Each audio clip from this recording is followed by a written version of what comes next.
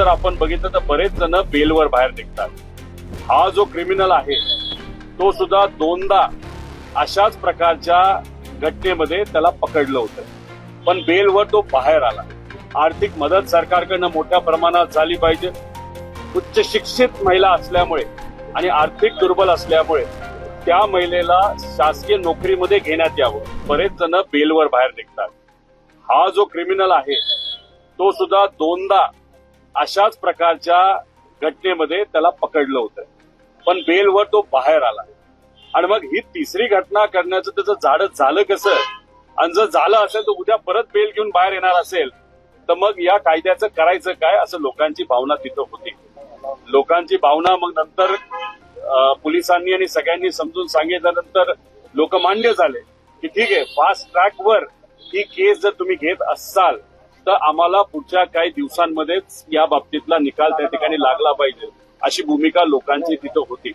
आता याच्यामध्ये आपण जर बघितलं तर 1983 मध्ये एक केस घडली होती, नाहीतर एक सुप्रीम कोर्टचा निकाल आहे ज्याच्यामध्ये कॅपिटल पनिशमेंट म्हणजे मृत्यू झाला पाहिजे त्या क्रिमिनलचा, अशा पद्धतीने मागणी जर सरकारने त्या ठिकाणी या फास्ट ट्रॅकमध्ये केली नाही तर पीपीच्या माध्यमातून केली तर नक्कीच या घटनेच्या मध्ये जो कोणी क्रिमिनल इन्व्हॉल्ड आहे त्याला फाशीची शिक्षा पुढच्या काही दिवसांमध्ये मिळू शकते.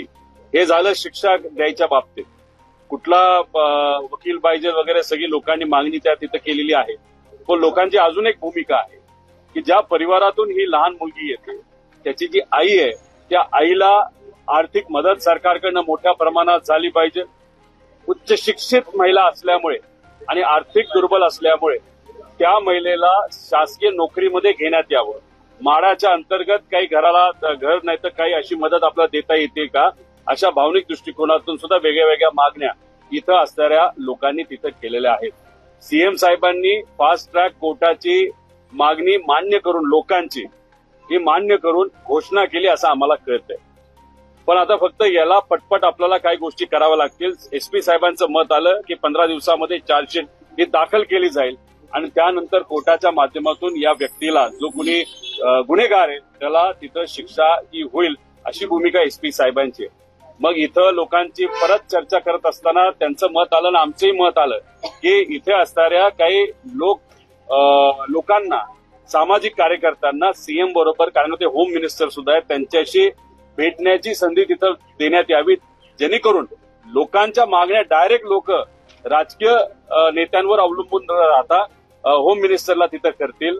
मग त्यांच्या कार्यालयाशी संपर्क साधल्यानंतर असं कळतंय मंगळवारची वेळ का कॅबिनेट तिथं असते म्हणून मंगळवारची वेळ तिथं मिळाली. खरं लवकर वेळ मिळाली असती तर चांगलं झालं असतं, पण हरकत नाही, लोकांनी ती मान्य केली.